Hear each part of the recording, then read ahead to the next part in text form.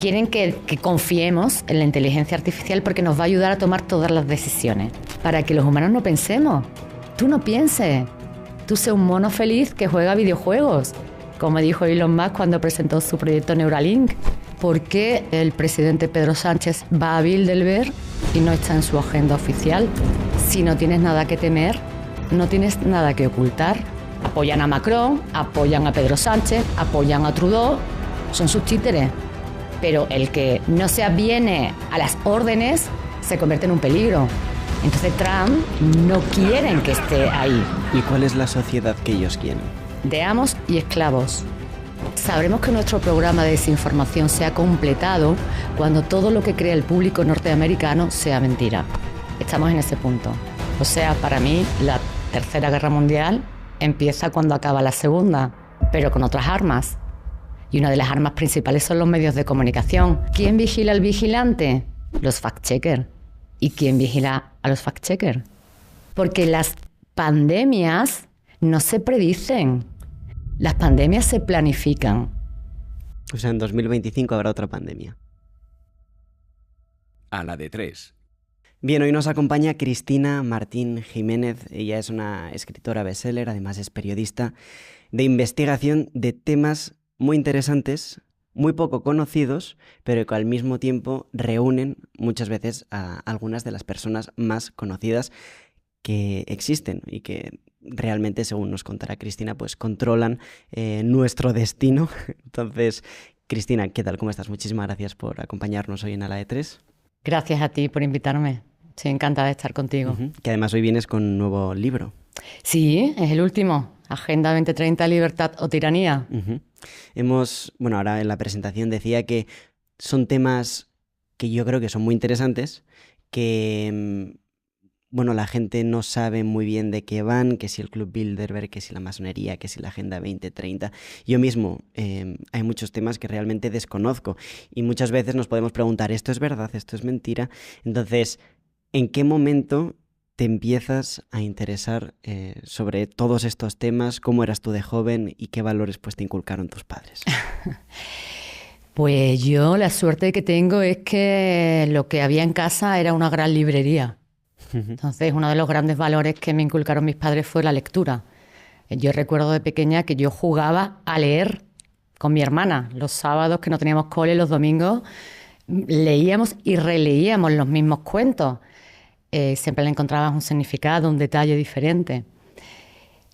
Yo creo que esa capacidad crítica de observación, de análisis, que después he ido desarrollando con los años, me lo dio la lectura y sin ella yo no sería la misma. Por eso es tan importante que los niños lean y que lean y que disfruten de la lectura. Porque en el cole, ¿no? Ya cuando entras en el cole es obligatorio estos libros y tal, y muchas veces esos libros alejan a los niños de la lectura. Hay que darlo como un juego desde pequeño. Los libros tienen que ser el juguete primordial de los más pequeños.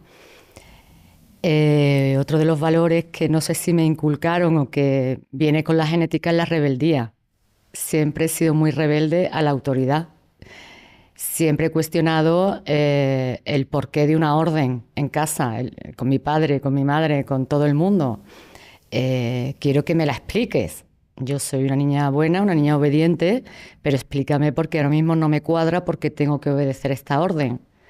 Entonces creo que eso lo traigo la genética, ¿no? También tengo unos padres que han sido muy rebeldes en su momento. Y cuando empiezo a preguntarme por el poder, por la autoridad, por quién impone las leyes, ¿no? O quién impone incluso el currículum que había que estudiar en la carrera, empiezo a cuestionarme en primero o segundo de periodismo, sobre todo cuando tengo las asignaturas de antropología y sociología, ¿no? El estudio del animal social, el estudio del ser humano en su entorno. Y Kafka para mí pues, ha sido un compañero fundamental en el cuestionamiento de la sociedad. ¿Pero no tenías ningún compañero de trincheras en la universidad? No. ¿Y por qué? O sea, y también preguntarte, ¿hubo algún libro en especial de esa maravillosa biblioteca que tenías en casa que te hiciera pues, cuestionar esto que has comentado del poder, la autoridad, etcétera? Pues de pequeña no, pero yo recuerdo un libro un cuento que me encantaba, Juan sin miedo. Y ese cuento después lo leía todos los sábados, ¿no? Mi hermana a lo mejor prefería otros títulos. Y Juan sin miedo es el Juan que no tiene miedo de nada hasta que se encuentra con su sombra, ¿no? Y se asusta de su interior. Y eso es lo que nos pasa a muchos seres humanos, ¿no? Lo que yo me encuentro cuando hablo con lectores o con personas que les da miedo mirarse hacia adentro, les da miedo tener pensamientos por sí mismos, ¿no? Me dicen, yo es que me hago preguntas sobre el mundo, pero me da miedo, me pongo a pensar y me da miedo. Y Juan sin miedo te enseña que te tienes que enfrentar con tu interior, con tu mente, con tu corazón, y que tienes que conocerte y que no tienes que tener miedo. ¿Tú tienes miedo a algo? ¿Tengo miedo a algo? Supongo que todos pasamos procesos, ¿no? Y cuando superas un miedo, seguro que viene otro. También va con la edad. Yo no tengo miedo, no puedo decir no tengo miedo a nada, porque no sé con qué me voy a encontrar mañana, ¿no? Pero no tengo miedo a vivir, no tengo miedo a decir la verdad, no tengo miedo a hacer el periodismo que yo quiero hacer. Sí que me daría miedo ver lo que veo y cerrar la boca, ¿no? Creo que el periodismo, lo más importante es que ejerce una función social, está al servicio de la sociedad y su función principal, por tanto, es denunciar los abusos del poder y los abusos de los abusones. Con lo cual, creo que el miedo, en nuestra profesión, el miedo es un lujo que el periodista no se puede permitir si quiere ser periodista. Te comentaba antes que estuvimos grabando la entrevista con un actor hace un año en el Hotel Mirasierra. Sí. Yo creo que tú también estuviste ahí hace poco. No sé si podrías explicarnos el porqué. Sí, estuve allí hace poco porque se reunieron en esta ocasión en Madrid del 30 de mayo al 2 de junio el Club Bilderberg, al que yo he dedicado toda mi vida de investigación y mi tesis doctoral, una tesis pionera en la academia. Creo que el foco de la noticia, por tanto, estaba allí.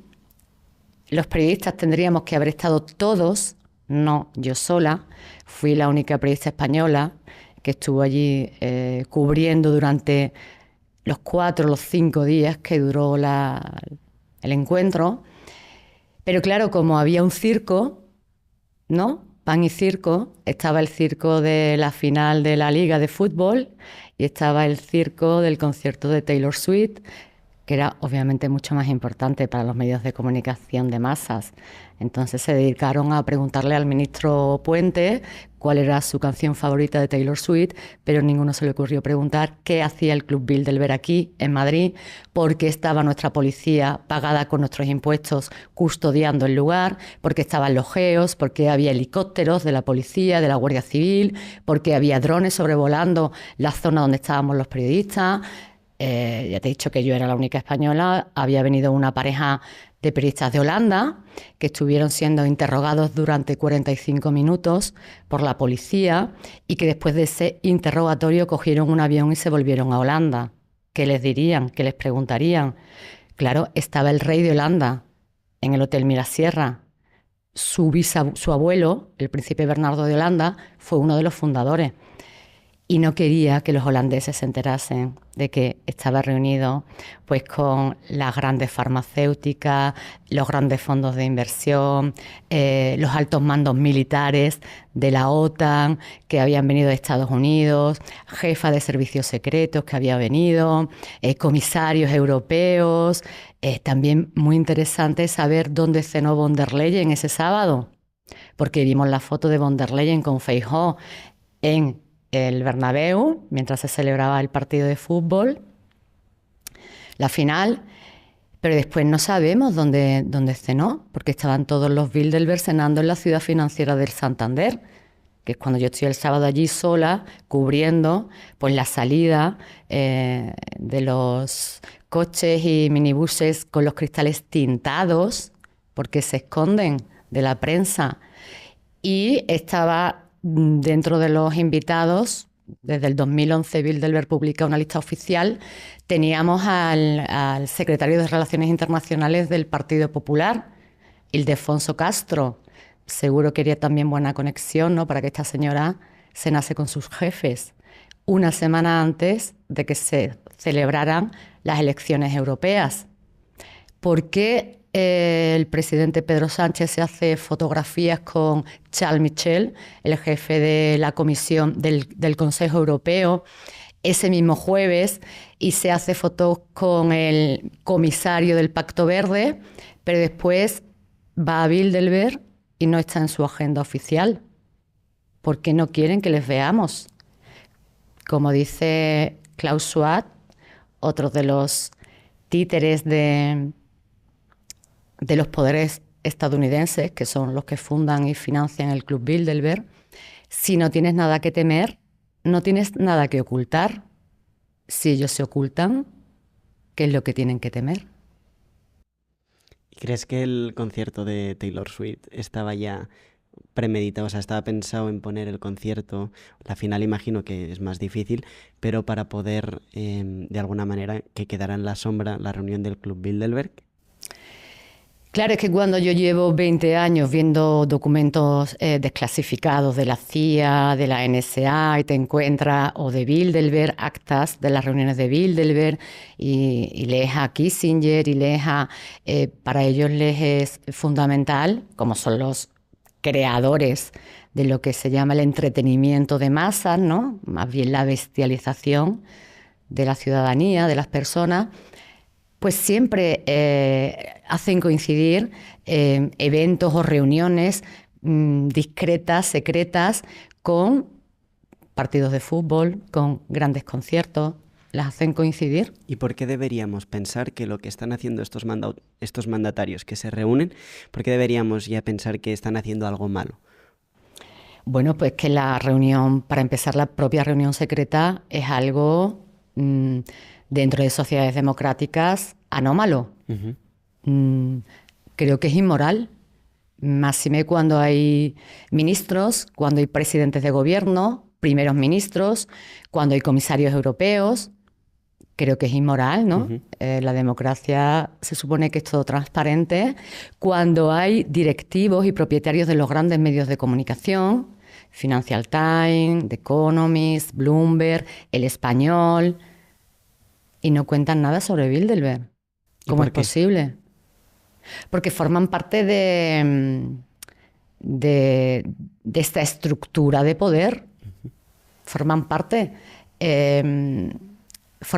de lo que ellos consideran que son los gobernantes, o deben ser los gobernantes de todo el planeta. Y la prensa es una de las armas fundamentales para engañar, para utilizarla como propaganda de guerra, para designar quiénes son los buenos y quiénes son los malos, los dioses y los diablos mediáticos, ¿no?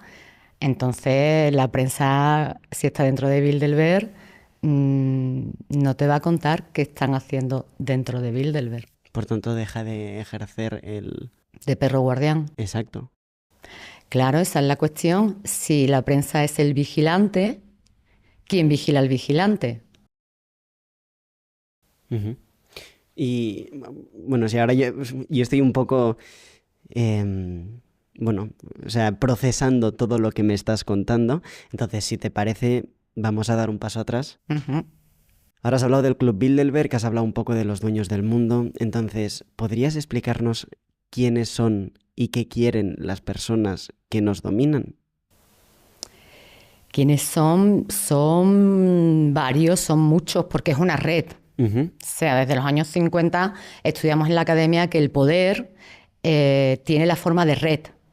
Incluso el mismo David Rockefeller, que fue el alma del Club Bilderberg, en sus memorias cuenta que él, cuando fue espía durante la Segunda Guerra Mundial y entró en Alemania, en la Alemania de Hitler, como turista, y entonces estuvo con su cámara de fotos y su cámara de vídeo, asistiendo desde la calle a los grandes discursos, ¿no?, a cómo se organizaba la propaganda del régimen nazi, ¿no? El cine, sabemos cómo se ha estudiado mucho, ¿no? Entonces él dice que se dio cuenta que el poder era organizar una red de gente influyente que pudiese ayudarle a llevar más lejos los objetivos que él se había propuesto. O sea, al final es él quien empezó a tejer toda esa red. Fundamentalmente, sí, después de la Segunda Guerra Mundial, empieza a tejerse la red de lo que hoy podríamos llamar la nueva ideología, ¿no? La ideología del globalismo, que para mí es una ideología, yo la llamaría el elitismo. Una élite del poder que quiere dominarlo todo y que quiere apropiarse de todo. Después de la Segunda Guerra Mundial, pues entra en juego esa construcción de esta red globalista que estaría formada por las élites financieras. Esto viene todo de Estados Unidos. Los Rockefeller, con sus colegas los Warburg, sus colegas de Suiza, de Suecia, Wallenberg, sus colegas los Rothschild, una red que empieza a formarse que está compuesta también por los medios de comunicación y los servicios secretos. No sé si has escuchado alguna vez hablar a Eisenhower sobre el complejo industrial militar. Nunca. Pues como periodista de vías y como estudiante de periodismo es lo primero que tendrían que poner en la carrera. Pues no nos lo han puesto. Es que es lo primero. Yo lo he descubierto con el tiempo, ¿no? Bueno, pues Eisenhower, quien le hace los discursos, es el jefe de la guerra psicológica. O sea, se crea en Estados Unidos, esta red, estamos en el nacimiento de esta red, el Consejo de Estrategia Psicológica. Y el jefe es el coronel C.D. Jackson.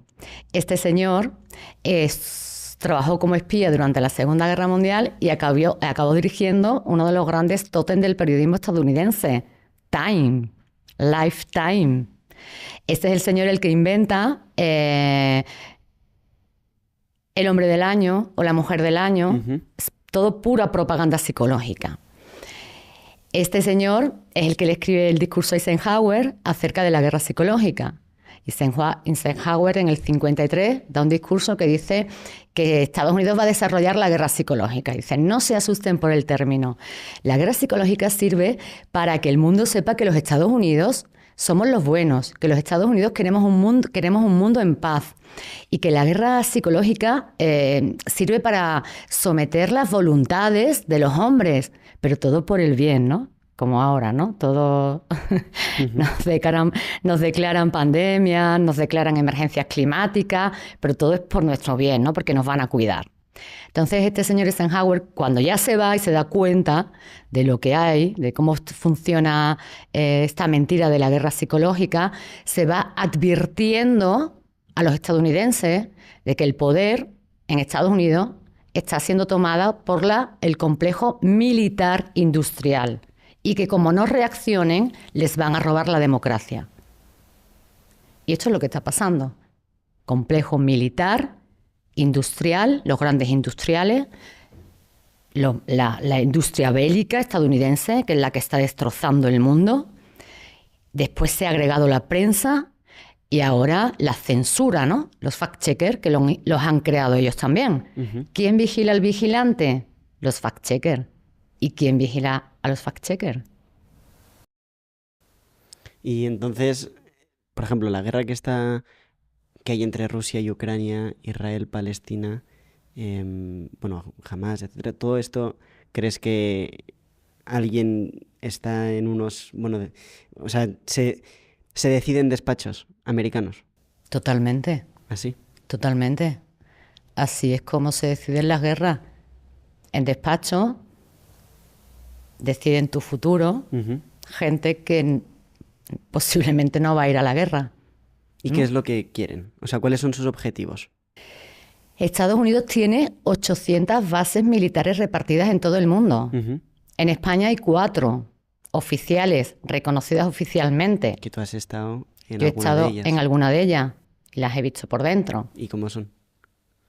Pues yo he estado en La Derrota. Es una ciudad americana gigantesca, donde tienen campos de golf. Hay campos de golf, no, esos son los Bilderberg. Campos de béisbol, tienen el típico tienen muchos, ¿no? No tienen uno, tienen 3, 4 campos de béisbol. Tienen cines al aire libre, autocines, ¿no? Es una pequeña América. Tienen los altos mandos unas casas maravillosas, enormes, a pie de playa. Desde allí pues pueden bajar, ¿no?, a bañarse en su playa privada, mientras a nosotros pues nos dicen que nos tenemos que alejar de la costa y que nos quitan las casas, ¿no? Nos las expropian, porque como el cambio climático va a hacer que suba el nivel del mar, pues tienen que cuidarnos y echarnos de las costas, ¿no? Estados Unidos tienen otra base aquí en España, en Mahón. En las islas tienen muchísimas bases, en archipiélagos, en islas por todo el mundo. Entonces, claro, ¿cómo pueden decir en el punto 16 de la Agenda 2030 que están trabajando por la paz con 800 bases militares? Claro, después escuchamos a Stoltenberg, el títere, secretario general de la OTAN, decir, suena raro con respecto a Ucrania. Suena raro, pero el camino de la paz pasa por suministrar más armas. Pues claro que suena raro, porque es raro. ¿Esas armas a quién se le compra? A la industria militar estadounidense. ¿Cómo han subido las acciones y el dineral que están ganando Lockheed Martin, Raytheon, las grandes empresas de la maquinaria bélica? Es que Estados Unidos es una corporación bélica. La guerra es su negocio. Y para hacer las guerras necesita insertar el odio en el alma y en la mente de las personas. Y eso es lo que están haciendo con sus medios de comunicación. Insertar el odio para que nos matemos los unos a los otros. Esa es su tercera guerra mundial, uno de los títulos de mi obra. Que hablemos de ello, si quieres. ¿Ya estamos o se avecina? Si estudiamos a estos personajes de los que te he estado hablando antes, ¿no? El coronel C.D. Jackson decía que la guerra psicológica se estaba haciendo desde Estados Unidos para ganar la tercera guerra mundial sin disparar una bala. O sea, para mí la tercera guerra mundial empieza cuando acaba la segunda, pero con otras armas. Y una de las armas principales son los medios de comunicación, que disparan con sus mensajes balas psíquicas, que matan la moral y que además te dan órdenes, te sugieren que tienes que ir por tal camino o por cual, o que tienes que ponerte determinadas pócimas mágicas, que ya por fin medios de comunicación en Gran Bretaña, del sistema, no alternativos ni independientes, están reconociendo que esas pócimas mágicas han causado la muerte y han causado enfermedades a las personas que inocentemente, porque escucharon los mensajes en televisión, fueron aterrados o tal vez porque pensaban que estaban haciendo el bien, ¿no? Entonces hay que estar muy bien informado y saber qué son los medios de comunicación hoy en día, porque te puede costar la vida. Porque todo esto ya estamos viendo que estas emergencias se planean en despachos por estrategas militares a quienes no les importamos absolutamente nada. Lo único que quieren es dinero y poder, sobre todo poder. Y nuestra sangre, la sangre de tus padres, de mis abuelos, de nuestros hijos, les reporta dinero. Y este es el mundo en el que estamos viviendo. Esta es la tercera guerra mundial. ¿Y cuál es la persona? ¿Hay alguna, la cara más visible? Aunque dicen que la cara más visible nunca es realmente la persona que mueve los hilos. ¿Pero hay alguna persona que sería como el gran dominador? Ha sido el gran dominador David Rockefeller, que lo ha sido todo en Estados Unidos. Esa familia ha sido la primera familia millonaria del mundo. Tú cuando estudias el clan Rockefeller, la fundación Rockefeller, ves que está metido en todo. Está metido en el arte, está metido en las farmacéuticas, está metido en los medios de comunicación como accionista, está metido en las nuevas tecnologías, en la inteligencia artificial, y todos han ido como copiándole, ¿no? Tú cuando ves las primeras reuniones Bilderberg, ves la lista y la analizas, dice, pues invitan al dueño de los medios de comunicación, al dueño de las industrias de alimentación, al dueño de la industria del acero. Y cuando ves ahora la lista, ¿no? Aparece un breve nombre, ¿no? Aparece Matthias Dafner, presidente de Axel Springer. Pero es que Matthias Dafner, además de eso, forma parte del consejo de asesor de la Fundación Koch, que se dedica a la farmacéutica, a la salud. Forma parte del consejo de Netflix, forma parte de Warner, de Vodafone, del patronato de cine, de los festivales de cine. Entonces este señor, de su posición, con sus amigos, eligen qué tipo de películas van a ser premiadas en el momento, ¿no? Ahora están premiando, le están dando premios a las películas protagonizadas o cuya temática son niños trans, o le dan premio a trans, ¿no? Que no son mujeres. Y estamos viendo un ataque a la mujer. Muchas asociaciones de mujeres le llaman el borrado de la mujer. Entonces este señor, que solamente parece un director de un conglomerado de medios, que además es el más importante de Alemania, casi nada, lo vemos después metido en todo. Y lo vemos metido en las reuniones Bilderberg, paseando con las imágenes que yo obtuve en la calle, con Alex Karp, que es el CEO de Palantir, que es una empresa de inteligencia artificial que se dedica a la Big Data, a la recopilación de datos de nuestro comportamiento, y que es una contratista de la CIA, que todos esos datos van a la CIA. Y ahora esta empresa Palantir pues también está en las armas. Ya sabemos que Ucrania ha funcionado como un laboratorio de las armas del momento, pues ahora están aplicando la inteligencia artificial al sector armamentístico, porque van a continuar con la guerra. Van a continuar con la guerra.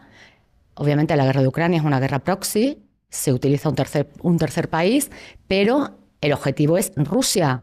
Tenemos a la OTAN, a Estados Unidos, con sus aliados, disputándose las riquezas y quieren destruir Rusia como nación para apropiarse de todo, ¿no? Esto es la guerra de toda la vida, ¿no? La conquista, la invasión, me quedo con tus riquezas y me quedo con tu botín. Porque ¿cuáles son los grandes enemigos de la élite? ¿Cuáles son los grandes enemigos de la élite? Pues tú, un joven que se hace preguntas, que además es periodista y utiliza su micro para hacer periodismo. El ciudadano crítico, la madre que tiene hijos. Van a criminalizar a las madres, porque tener hijos provoca el calentamiento del planeta. Entonces las madres están prohibidas. No ves madres en las series de televisión que ellos producen. Te plantan los modelos de mujer, ¿no? Que tiene que ser una mujer independiente, sin hijos, que al final acaba siendo esclava de sus corporaciones. Sin pareja, porque es más fácilmente dominable. Por lo tanto, llegamos al gran enemigo del Club Bilderberg, que es la familia. ¿Quieren destruir la familia? Están en ello. ¿Y lo conseguirán? Pues no. La familia es la primera estructura de poder de la civilización humana. Está en todas las culturas, en todas las civilizaciones. Y en su momento, cuando se fue instaurando dentro de las tribus, de los clanes, la institución de la familia, fue una revolución, fue el gran adelanto civilizatorio. Antes vivían más como animales, ¿no? Según nos cuentan todos los libros antiguos, ¿no? Sabían quién era la madre, pero no sabían quién era el padre. Al instituir una pareja, tú ya sabes quién es tu padre, quién es tu madre.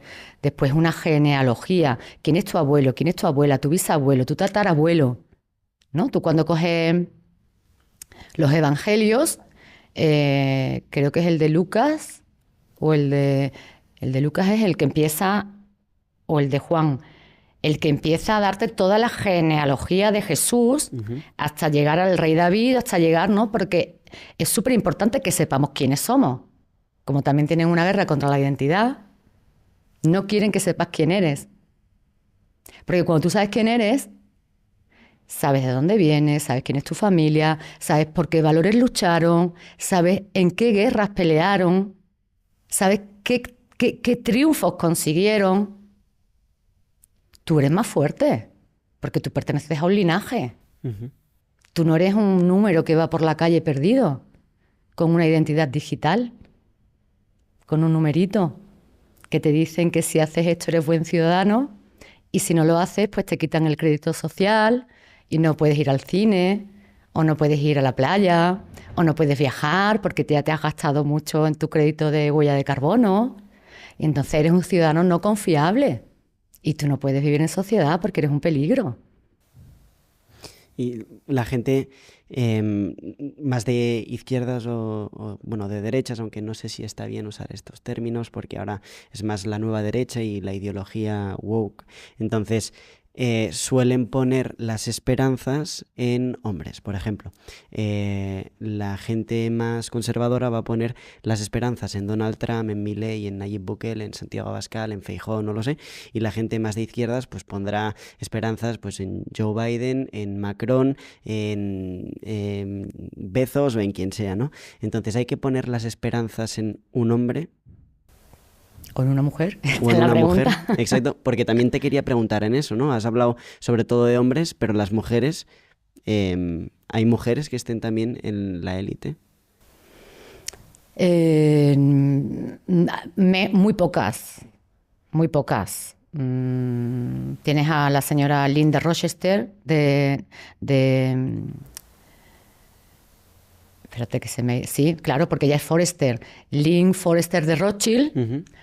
que ella es la que está liderando el Consejo de Capitalismo Inclusivo, que es un pacto que han hecho con el Vaticano para salvarnos a todos con el capitalismo inclusivo, porque dicen que todos somos iguales, ¿no? Que es la Agenda 2030 en el Vaticano.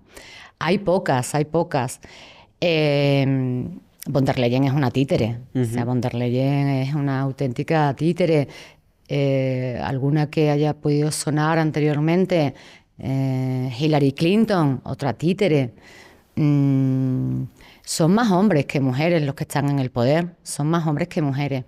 Pero poner la confianza, Exacto. O sea, a veces la gente puede pensar, bueno, pues si viene Donald Trump ya va a salvar a no sé quién. O si viene, me lo invento, imagínate que Macron pues tuviese que ser elegido. Bueno, pues cuando venga Macron ya pues nos va a salvar a todos. Esto pensar. Realmente hay que poner las... O sea, realmente Donald Trump puede terminar con todo o otra persona terminar con... o no. no se puede, en el sentido de que hay veces que no se puede generalizar, ¿no? Porque Ujú. cada personaje te lo tienes que estudiar de forma independiente, ¿no? Si por ejemplo vamos a Trump es que en Bilderberg o la plutocracia estadounidense lo odia, lo odia. Es que querrían matarlo. O sea, cuando tú estudias lo que hicieron, el asalto al Capitolio, que yo lo analizo en mi libro La Tercera Guerra Mundial ya está aquí, es una operación de influencia de la CIA. De hecho, recientemente ya han salido documentos desclasificados, bueno, desclasificados no, escuchas que prueban que la CIA tenía bombas preparadas en los alrededores del Capitolio. Eso es lo que hace la CIA por todo el mundo. Golpes de Estado o el golpe de Estado que dio en Ucrania en 2014, que es de donde empieza todo, ¿no?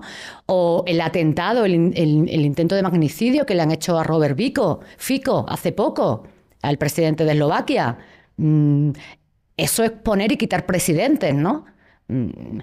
Apoyan a Macron, apoyan a Rutte, apoyan a Pedro Sánchez, apoyan a Trudeau, porque son sus niños, son sus títeres.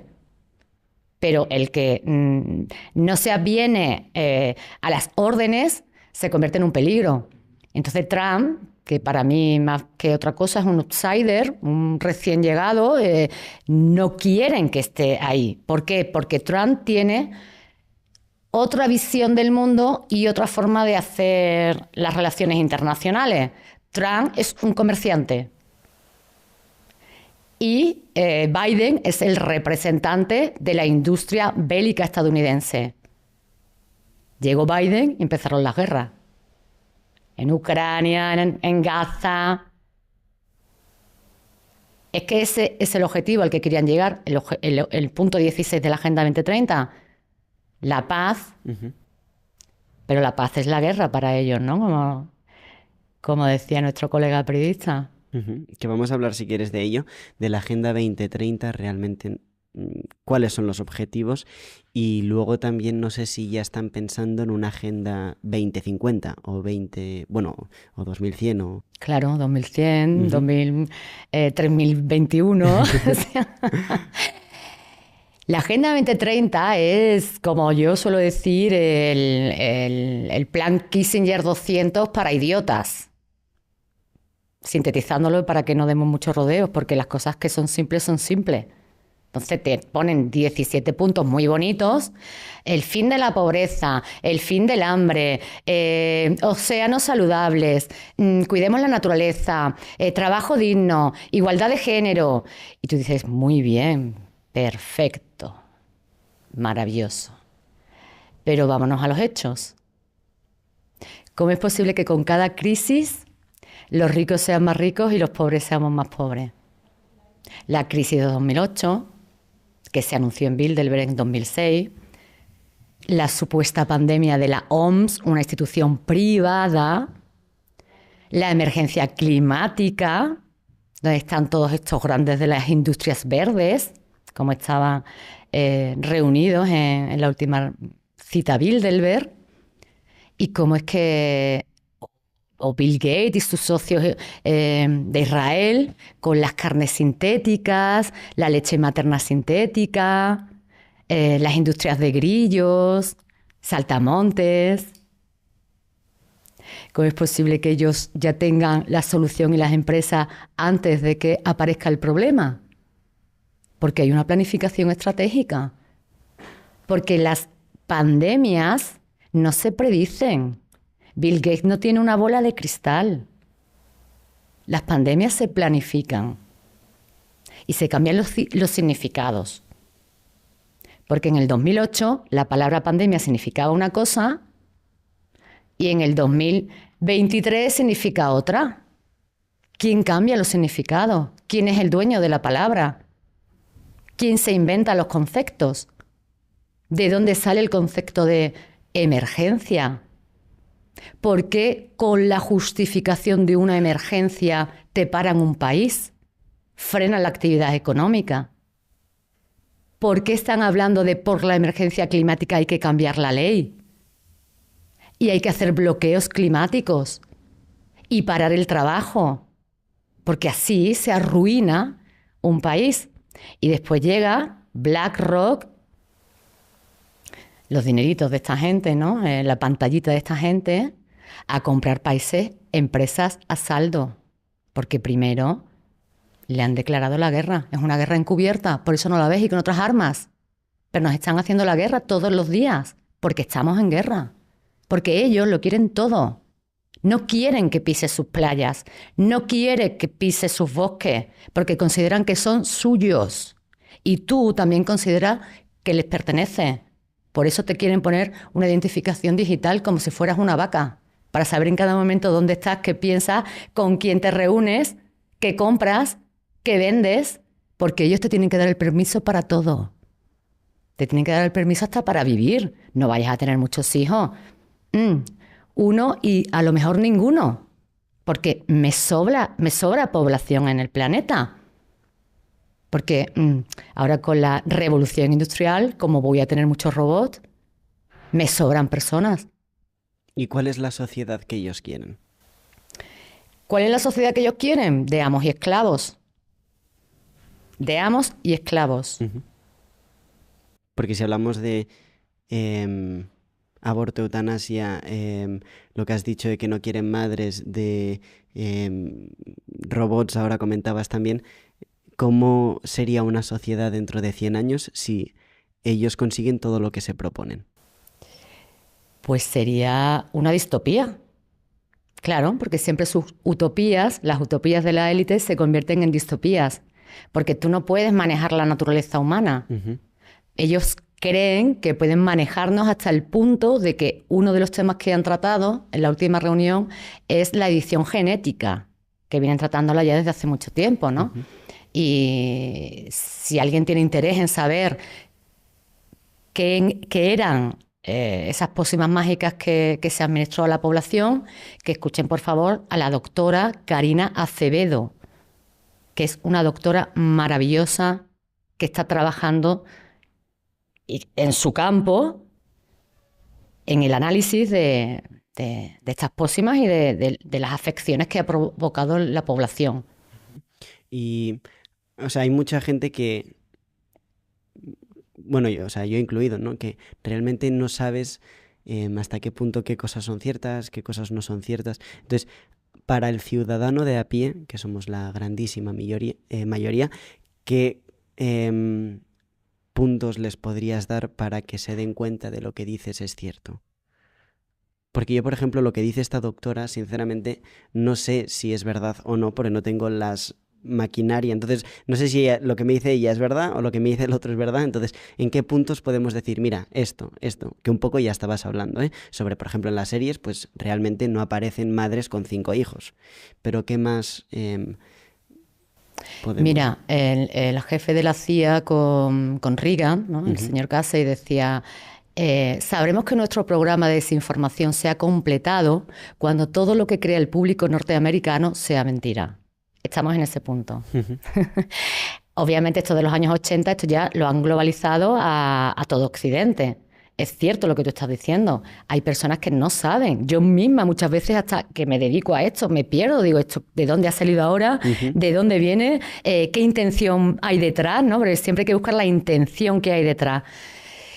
Yo creo que el que quiere saber tiene que pasar de ciudadano pasivo, de víctima, de consumidor, de la industria del entretenimiento, a activo. ¿Cómo? Pues estudiando un poquito, como se ha hecho siempre. Estudiando un poquito, leyendo buenos libros, buscando buenos autores. Es un proceso de aprendizaje, aprendiendo, conociendo. Eso no es inspiración. Yo no me voy a sentar aquí y digo, quiero saber la verdad y de repente me va a venir... Hay un trabajo intelectual y tienes que hacerlo. Y sobre todo, súper importante para mí, si nos están haciendo la guerra desde el campo mediático, desde los medios de comunicación, tienes que saber qué son los medios de comunicación hoy día y quiénes son sus dueños. Eso es básico. Es que esto tendrían que dárnoslo en el cole desde que somos pequeños. Pero claro, te dan la Agenda 2030 para domesticarte desde que eres un niño. Está la Agenda 2030 en las escuelas, en las bibliotecas, en los cines, por las calles, por todas partes. Alfabetización mediática es básico para vivir hoy en la sociedad en la que estamos.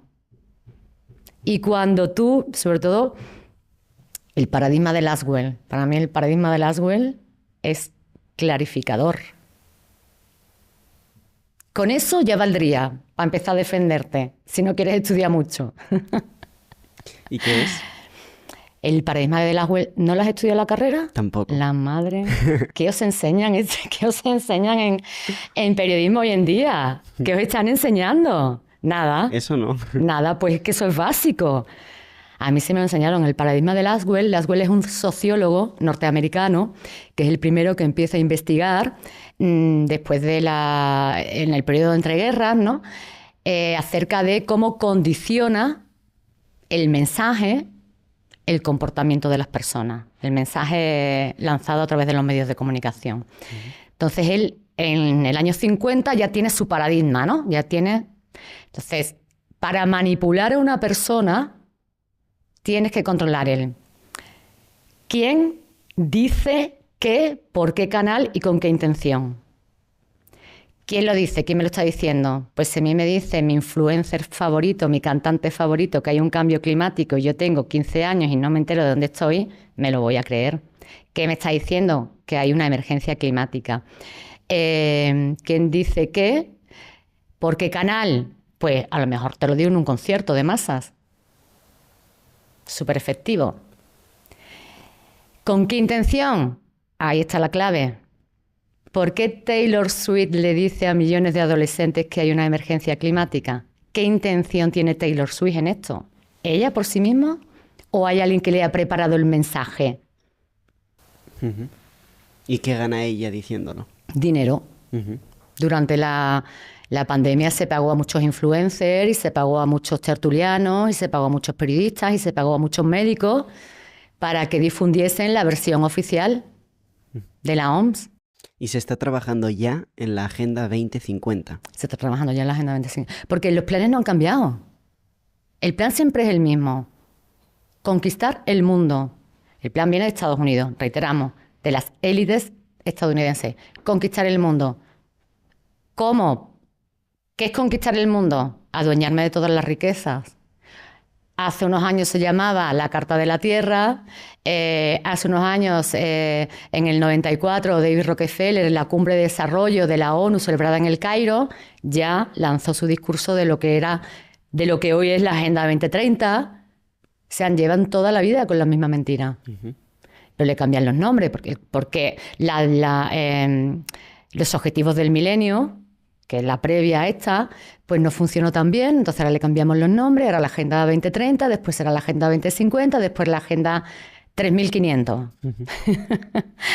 Si quieres, vamos ahora a los planes de las élites del Club Bilderberg, etcétera, en España, teniendo en cuenta que fue en Madrid, que fuiste la única periodista que estaba ahí a pie de calle, etcétera. ¿Qué es lo que quieren para España? Porque imagino que, vale, habrá un plan global para todo el mundo, pero luego quizá hay uno específico para Italia, para España, o no. ¿Qué quieren de España? Quieren España. Quieren España. Desde que hay un libro que yo escribo que es Los planes del Club Bilderberg para España, y ya desde los años 50, vivía Franco, pues tenía la CIA, y en ese libro hay muchos documentos desclasificados de la CIA, de la NSA, estaban detrás de Carrero Blanco, porque les importunaba, ¿no? Carrero Blanco, desde los años 50, le resultaba una pieza que había que hacer desaparecer y textualmente cito un poco de memoria, ¿no? Pero en el libro está rigurosamente citado, era soberanista, preservaba el status quo español y por lo tanto, o sea, no era un títere, ¿no? Y como no era un títere, pues hay otro documento que dice hay que hacerlo desaparecer, y buscaban incluso sustitutos, ¿no? Sustituto del general López Alegría, lo que hablamos antes de poner y quitar presidente. Y claro, después ese magnicidio, unos pocos meses, creo que eran después de que Franco lo designase presidente del gobierno, y un magnicidio que ocurre 23 horas después de que él se reuniese con el secretario de Estado de Estados Unidos, casualmente un Bilderberg, uno de los grandes en Bilderberg, el pupilo de la familia Rockefeller, de David Rockefeller, que era Henry Kissinger. Henry Kissinger mantuvo una reunión bastante larga con Carrero Blanco, intentándole persuadir para que abandonase el programa de desarrollo nuclear del que Carrero era el director. Claro, ¿qué pasa? Estamos en la Guerra Fría. En la Guerra Fría, solamente las naciones que tuviesen un programa nuclear podían decir algo, podían ser algo en el panorama internacional. Con lo cual, le dice Carrero, es que lo que pretende Franco con el programa nuclear es que España sea fuerte. Y le replica Kissinger, es que cuando España es fuerte, España es peligrosa. 23 horas después, vuela por los aires a escasos metros de la embajada estadounidense. Yo he visto cómo han estado todos los días la policía en las puertas de Bilderberg, revisando los coches, los perros olfateando por si hubiese alguna bomba o si hubiese algo. Pero parece que allí... Y entonces están 4 días y ¿qué hacen? ¿Hacen reuniones? ¿Hacen comidas? ¿Hacen...? No sé si sabes cuál es el procedimiento. El día 1, clima. Oye, pues vamos a hablar del clima, se reúnen todos. ¿Quién dirige además eso? Hay dos presidentes, hay dos copresidentes del Club Bilderberg. La principal es María José Kravis, que es la copropietaria del fondo KKR, un fondo de inversión que compra grandes lotes de casas cuando un país, ¿no? Pues sufre una crisis, ¿no? Que al final pues la pobre clase media no puede pagar la hipoteca porque a lo mejor le paran la economía con una pandemia o le paran la economía con una emergencia climática, como decimos, o con una crisis económica. Entonces aparece KKR comprando grandes paquetes de viviendas a saldo, ¿no? Y después pues revendiéndolas a precios muy interesantes. Tenemos a KKR aquí en España comprando y vendiendo ese tipo de productos inmobiliarios. Pues esta señora es la copresidente. Al mismo tiempo, pues quien dirige KKR es un exdirector de la CIA, el señor Petrus.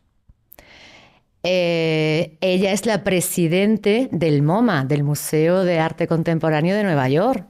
Volvemos a ver las relaciones, ¿no?, entre entre distintos sectores. El arte, ¿no?, el control de qué ve la gente, qué es arte, cómo manipulo a través de unos cuadros o cómo manipulo a través de una performance. Y después tenemos a su marido, el señor Kravis, Henry Kravis, también presente en Bilderberg, es el vicepresidente, entre otras cosas, de la fundación de la Universidad Rockefeller. La educación, ¿no? Fíjate en un pequeño matrimonio todas las piezas que se están moviendo, ¿no? Ellos son los que... Después hay un comité directivo formado actualmente por 29 miembros. A españoles está Ana Patricia Botín. Ana Patricia Botín como anfitriona del país donde se ha celebrado la última reunión en la que organiza un poco a los invitados, ¿no? Hace propuestas a los presidentes, oye, pues yo invitaría a tal, vamos a invitar a cual, y se encarga de toda la logística, ¿no? Se encarga de que la policía vaya esos días allí a custodiar la entrada, se encarga de que el hotel pues tenga unos maceteros que pusieron muy grandes para esos días, con unas plantas, para que los coches que venían y salían, pues nadie viese quién había en el interior. Se encargan también de alquilar 60 coches, ¿no?, de estos que los han llevado y los han traído, 12 de ellos con salidas nocturnas. Claro, ya que vienen a Madrid por la noche, hay algunos que ya se lo saben todo, lo que se va a contar, entonces, y no les interesa estar en todas las conferencias, ¿no? Uno de los más juerguistas en esta edición ha sido Alex Karp, que ha salido todos los días, el CEO de Palantir, ¿no? La empresa de Big Data de la CIA, la empresa de vehículos de guerra no tripulados. Pues se lo ha pasado muy bien. Se lo ha pasado muy bien en Madrid. Tú has estado con gente que ha estado en el Club Bilderberg, ¿no? Yo he estado con gente que ha estado en el Club Bilderberg. ¿Y qué te cuentan? Pues me han contado de todo. Por ejemplo, hace un montón de años yo trabajaba en Telecinco y pillé a Esperanza Aguirre por los pasillos. Y fue la que me contó que ella había estado invitada.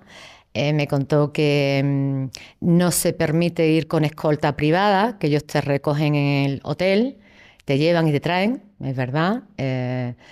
Estos coches, ¿no?, que se alquilan para la ocasión, que llevan y traen a los invitados, que no se podía llevar tampoco a la pareja, pero sí se pueden llevar palos de golf. Eso me lo dijo ella. Está todo transcrito en mi primer libro, de abril de 2005. Y me dijo que se hablaba por orden alfabético y que solamente podías hablar 1 minuto de tu tema. Dice, me contaba, dice, es muy divertido, es muy gracioso porque parece un programa de televisión. Cuando ha pasado tu minuto, se enciende una luz roja en la sala que indica que ya no tienen más tiempo para... Claro, después hay otros, obviamente, que son más pesos pesados de Bilderberg y que sus discursos pues son más largos y son más incisivos, ¿no?, de los temas que a ellos les interesan, porque después invitan a lo que ellos consideran jóvenes promesas, como cuando invitaron a Pedro Sánchez en el 2015, para captarlos a Marrute, a Macron, para seguir introduciéndolos en esta estructura donde luego se van a reencontrar en el foro de Davos, en el G7, cuando ya han llegado, ¿no?, ya cuando son primeros ministros, en simposios, en congresos, en la ONU, en las cumbres de cambio climático de la ONU. Todas esas son las mismas redes, las mismas fundaciones donde se están formando esos jóvenes líderes que se quedan impresionados cuando son invitados a Bilderberg por el poder, la magnificencia, la puesta en escena, y que al final pues le pregunté a Esperanza Aguirre, ¿le gustó la experiencia de asistir? Me encantó. O cuando vino Albert Rivera, ¿no? Que decía que había venido de Bilderberg, muy motivado y que estaba dispuesto a dar la batalla de las ideas, ¿no? La batalla cultural. O cuando invitan a Inés Arrimada, pues que también ella pues vienen y no hablan, ¿no? Les pregunta la prensa, bueno, ¿qué te ha parecido? Y no hay ninguna crítica. Porque como dijo The Economist hace un montón de años, dice, quien ha llegado a Bilderberg ya ha llegado. Si tú quieres, tienes ambiciones políticas, cuando eres invitado a Bilderberg, si les gustas, como una cantera, ¿no? Si les gustas, te van a apoyar. Y si tú eres suficientemente listo y ambicioso, tú les vas a gustar, porque tu minuto va a estar dedicado a decirle que tú le vas a facilitar conseguir sus objetivos. ¿Y qué pasa si rechazas una propuesta del Club Bilderberg? Bueno, pues ha ocurrido, además este año la ministra de Exteriores sueca se le invitan a través de la oficina del señor Marcus Wallenberg, que es la familia más rica, ¿no? de Suecia, es un peso pesado en Bilderberg, pertenece a su comité directivo, y ella ha rechazado la invitación. Pues a lo mejor no te pasa nada. Y sobre todo ahora hay una revolución. Hay una revolución en la política. Cuando ellos hablan de que un partido, ¿no? o un movimiento es ultraderechista, hay que entender su lenguaje. Hablaban de la amenaza ultraderechista en Europa. Claro. Y en el mundo. De hecho, el día siguiente, el lunes siguiente, o la semana siguiente de la reunión Bilderberg, el señor Martin Wolf, que es el jefe de economía de Financial Times, pues escribe un artículo diciendo el nacionalismo es un peligro para el nuevo orden. El nacionalismo es la ultraderecha. O sea, todos los partidos que reclamen una soberanía nacional, que reclamen el nacionalismo, son enemigos de esta estructura de poder llamémosle de Bilderberg, ¿no? Bilderberg, Davos, Estados Unidos, ¿no? Había en una de las actas de las primeras reuniones de Bilderberg, me encontré, ¿no? una frase del príncipe Bernardo de Holanda, que decía, es muy difícil reeducar a la gente que ha nacido en el nacionalismo. Es muy difícil explicarles, convencerles de que cedan una parte de su soberanía a instituciones supranacionales. Pero nuestra función es convencerles. Ahí tenemos la Unión Europea, una institución supranacional creada por el Club Bilderberg. Así después nos encontramos a Solana en ESADE, en una conferencia a los estudiantes en el año 2010, que dice, la Unión Europea es el laboratorio del posible gobierno mundial. Entonces, claro, si tú quieres construir un gobierno mundial, el nacionalismo es malo, la soberanía nacional es mala, el sistema jurídico nacional hay que destruirlo, porque atenta contra ese diseño de un nuevo orden jurídico, un nuevo orden social, un nuevo orden en la educación, un nuevo orden en los medios de comunicación, un nuevo orden espiritual que ellos han diseñado. Todo lo antiguo, todo lo tradicional, todo lo convencional, todo lo conservador, todas las identidades clásicas y además biológicas, científicas, no valen, hay que romperlo todo. Tienes que debilitar todo, tienes que debilitarlo todo. La economía, la sociedad, los jóvenes, la familia. ¿Y cuál es el papel de la inteligencia artificial en este nuevo gobierno, bueno, en este gobierno mundial, ¿no? Porque, no sé, meta, inteligencia artificial, meterte en otro mundo, más o menos, ¿no? No sé si podrías hablarnos también de ello. A mí me censuraron en YouTube recientemente un vídeo en el que yo estaba hablando de la inteligencia artificial. Pues no hablemos de ello. La inteligencia artificial Primero que, de nuevo, la manipulación del lenguaje. La inteligencia es una característica propia del mundo animal y vegetal, ¿no? Las plantas son inteligentes, los árboles son inteligentes, los humanos somos inteligentes, los pájaros son inteligentes, se buscan sus herramientas y sus formas para sobrevivir. Pero una máquina que ha sido programada por un humano es inteligente, el inteligente es el humano, no la máquina. Ujú. Con lo cual ahí ya nos están diciendo que hay una manipulación, ¿no? Quieren que confiemos en la inteligencia artificial porque nos va a ayudar a tomar todas las decisiones. Incluso pretenden, el plan que ellos tienen es sustituir a la clase política por inteligencia artificial, ¿vale? Claro, tomará las decisiones mejor una máquina súper inteligente. Nos dirá qué decisiones hay que tomar para crear un mundo mejor, para tener una Agenda 2030 maravillosamente implementada, para que los humanos no pensemos. Tú no pienses. Tú sé un mono feliz que juega videojuegos, como dijo Elon Musk cuando presentó su proyecto Neuralink. El mono es feliz y juega videojuegos. Ese es el humano que quieren. Tú no tendrás nada y serás feliz porque todo te lo va a suministrar el superestado global. Pero, hombre, un poquito de técnica, que fue el juego del videojuego, un poquito de técnica, porque todavía humanos te necesitamos para algunas labores, ¿no? Porque si no, ya no nos haría falta. Y otra pregunta es, ¿morir es de pobres? Claro, morir es de pobres, solamente mueren los pobres.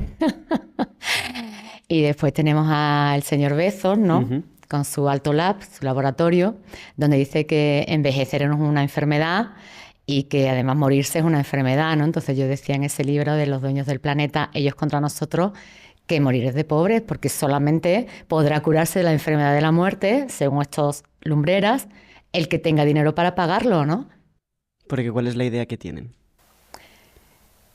¿Con respecto a qué?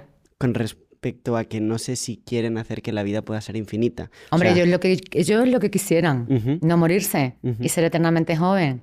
Cuando has conseguido una gran fortuna, un gran yate, grandes mansiones y estás tan apegado a lo material, tú no te quieres morir, Ujú. ¿no? Ahí están la- los relatos clásicos, ¿no? Cuando los faraones se morían, llegaba el pesado de las almas y se querían llevar su riqueza, y los altos sacerdotes corruptos de Mesopotamia, de Grecia, de Sumer, ¿no? Y se querían llevar sus riquezas al otro mundo. ¿Y por qué dices que Zuckerberg es el dios libertador de la humanidad?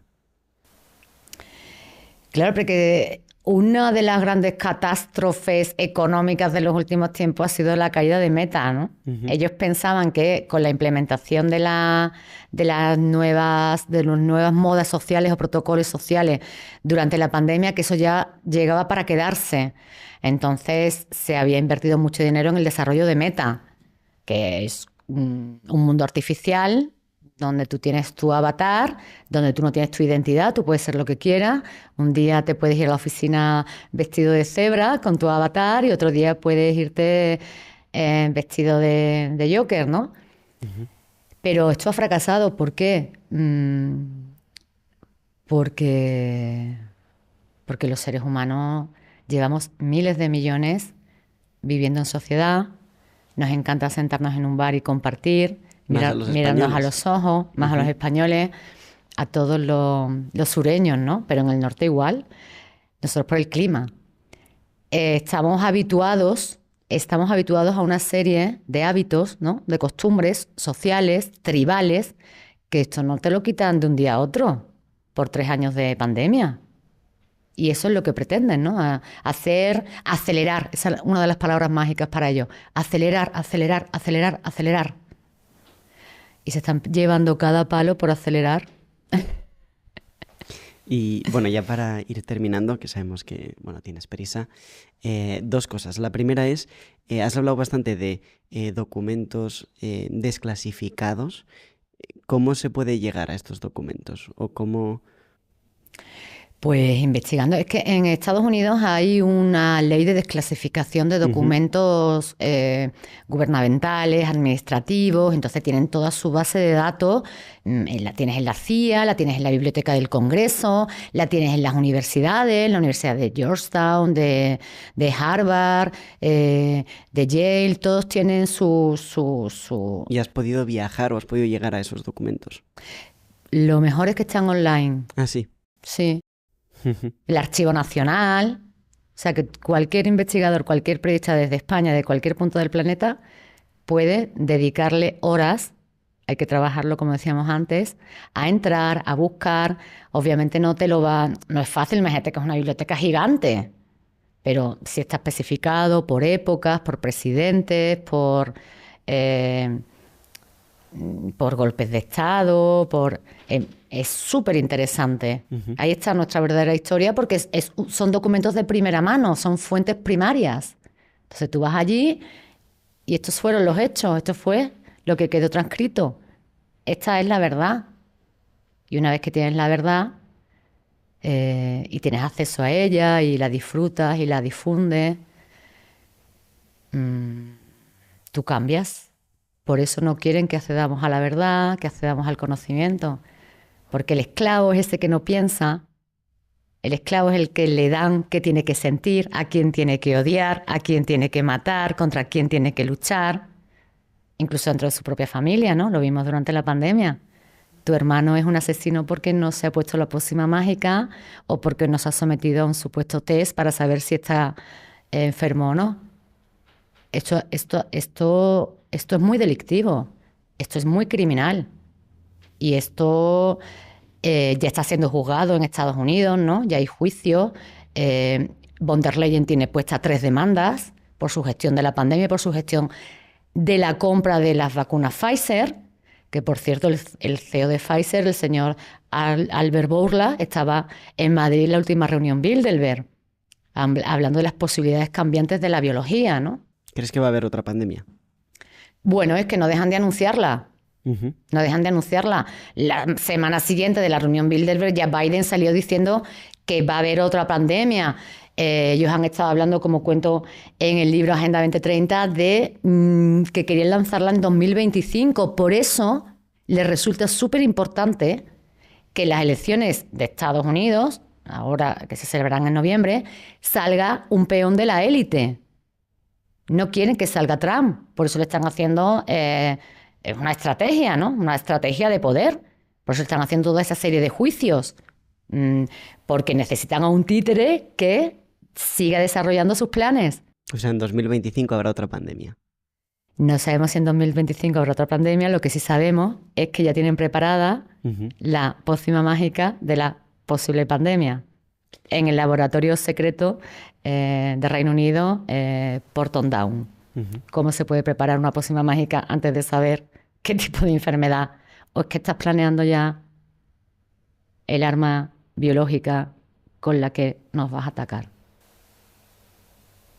Pues bueno, ya para terminar, Cristina, no sé qué consejo nos darías entonces para ser más libres y luego también te iba a preguntar si hay razones para la esperanza. ¿Hay razones para la esperanza? Es que no se puede vivir sin esperanza. Es que la esperanza es un don humano. Es un don que nos conecta con lo divino. Porque, como era aquello de el hombre propone y Dios dispone, ¿no? Estos son hombres con pies de barro que quieren ser dioses, pero son hombres con pies de barro. Y después, para ser más libres, la verdad. La verdad te hace libre. Y hay que esforzarse por encontrar la verdad si quieres ser libre. Lo que últimamente veo es que hay mucha gente que disfruta siendo esclavo. Pero los que no hemos nacido para ser esclavos, lo siento mucho, pero jamás lo seremos. Pues eso es todo, Cristina Martín Jiménez. De verdad que muchísimas gracias por haber estado este rato con nosotros. Gracias a ti. A la de tres.